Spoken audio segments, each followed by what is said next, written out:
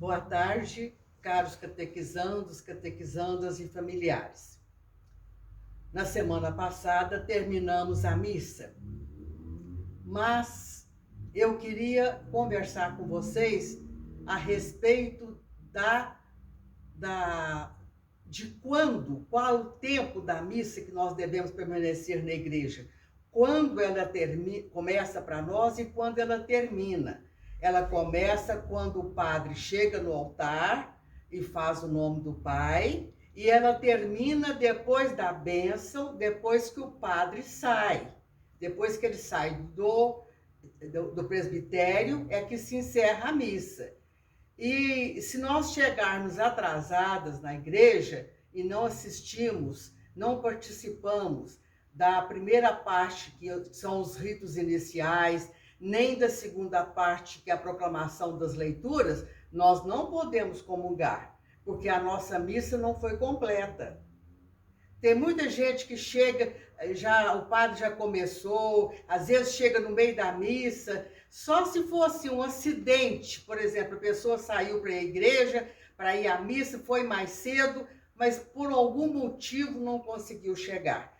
Mas do contrário, para você sair de casa para participar da missa, ela tem que ser participada do princípio ao fim.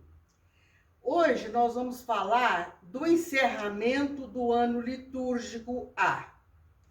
Nós lemos durante todos os domingos do tempo comum, nós proclamamos o Evangelho de Mateus. Esse domingo próximo agora é o último domingo do tempo comum. E o que a gente celebra nesse último domingo do tempo comum? A festa de Cristo Rei. Cristo Rei? Que rei é esse?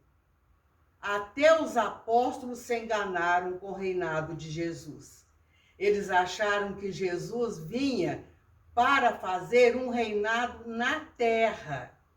Mas não é. O reinado dele é o reino do Pai. Ele mesmo disse, o meu reino não é deste mundo. O meu reino é o reino do Pai ou o reino dos céus, como escreve Mateus. Então é muito importante esse fechamento do ano litúrgico, coroando Jesus como rei, mas como rei divino, não como rei humano. E nesse dia também nós celebramos o dia do leigo e da leiga. É muito importante essa celebração do leigo e da leiga, porque a igreja, ela é, na sua maior parte, composta de leigos e leigas. São eles que participam das pastorais, dos movimentos, das associações, dos grupos de terço, grupo de reflexão, pastoral da liturgia, pastoral do batismo, pastoral do dízimo. Quantas pastorais, quanto ministério? Ministério da Eucaristia, Ministério da Palavra, Ministério da Catequese. Então, são os leigos. E ao desenvolvermos as nossas tarefas, nós estamos glorificando a Deus com o nosso trabalho em agradecimento a tudo de bom que Ele já nos deu. É muito importante o trabalho do leigo e da leiga na igreja. Você que ficou esses 10 encontros comigo, falando com a explicação sobre a missa, você não sentiu tocado para fazer parte do corpo da igreja, não só como participante das missas, mas como também um participante das pastorais, dos movimentos, das associações, etc. Será que não? Quem sabe você foi tocado? A gente começa do princípio, ninguém começa já sabendo. Quando você entra para um trabalho na igreja, as pessoas que já estão lá, elas te acolhem com maior carinho, com maior cuidado, ensinam para você desde o princípio. É muito importante fazer parte da igreja, muito importante. Então, o leigo e a leiga, eles são muito importantes, né?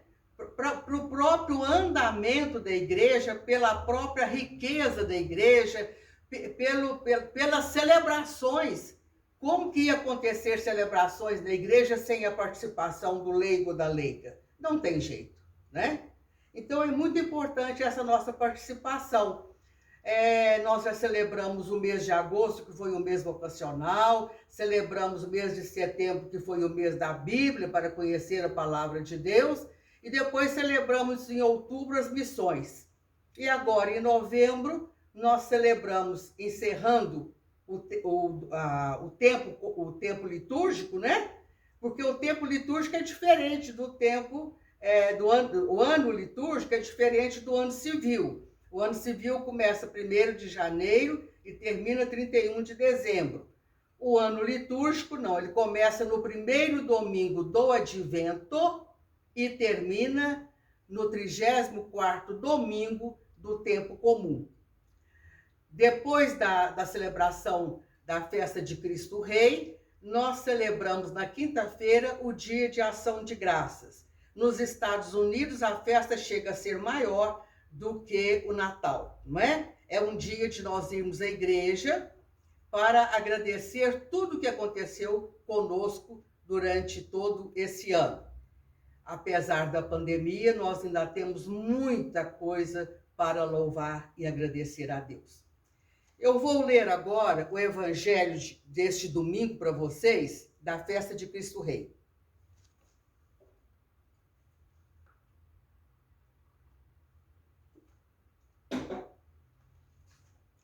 Ele se encontra em Mateus, capítulo 25, versículos de 34 a 46.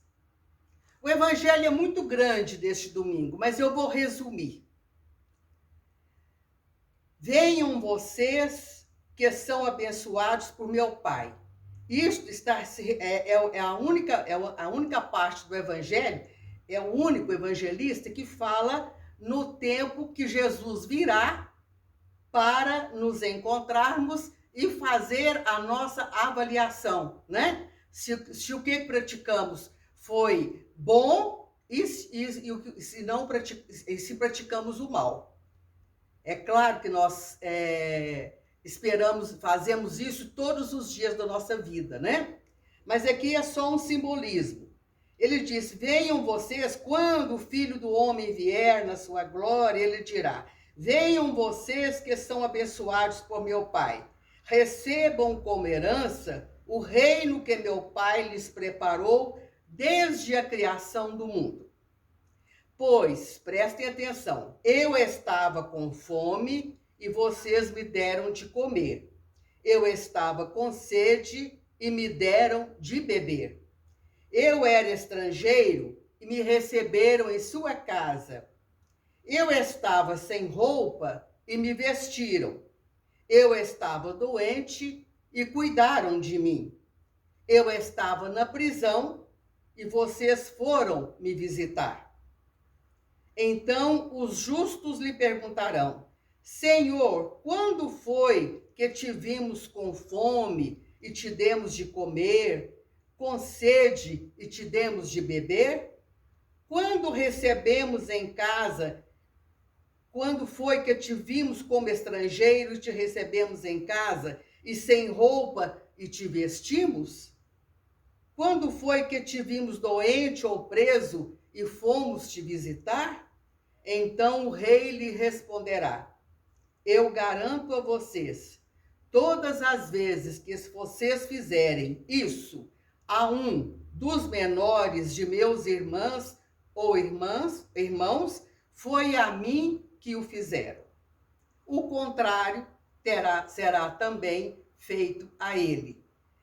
Então é um evangelho muito bonito para encerrar esse ano, né? E a gente fica pensando, essa cena nos evangelhos, ela é única. E ela mostra qual será o conteúdo do juízo final, como eu já falei para vocês.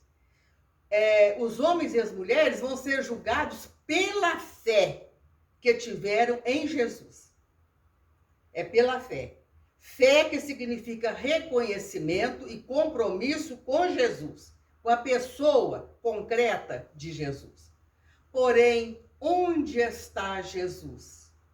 Está identificado com os pobres e oprimidos, marginalizados por uma sociedade baseada na riqueza e no poder. Por isso, o julgamento sobre a realização ou não de uma prática de justiça em favor da libertação dos oprimidos e pobres. Esta é a prática central da fé, desde o início apresentada por Mateus como cerne de toda a atividade de Jesus. Cumprir toda a justiça é a primeira fala de Jesus no Evangelho de Mateus, no capítulo 3, versículo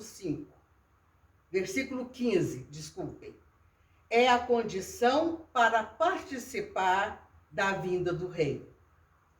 Então é muito bonito esse evangelho, porque Jesus veio nos mostrar que não é difícil a nossa caminhada se nós praticarmos o bem. Porque felicidade traz felicidade, solidariedade traz solidariedade, gratidão traz gratidão. É tão bom fazer o bem, é tão bom ajudar alguém, deitar, pôr a sua cabeça no travesseiro à noite e pensar, eu hoje ajudei o meu irmão ou a minha irmã, eu pude fazer isso. Então, todas as vezes que nós praticamos um ato de bondade, que está faltando tanto no mundo, né? No mundo de hoje, a bondade está desaparecendo, ela precisa ser reavivada. Então, todas as vezes que nós praticamos um ato de bondade para com o nosso irmão ou irmã, nós estaremos fazendo para Jesus. Foi Ele que nos disse. Que vocês tenham uma semana abençoada, um santo dia do Senhor, com muita alegria, muita paz. Louvado seja nosso Senhor Jesus Cristo, para sempre seja louvado. Amém. Até a semana que vem, quando gravarei o último. Boa tarde.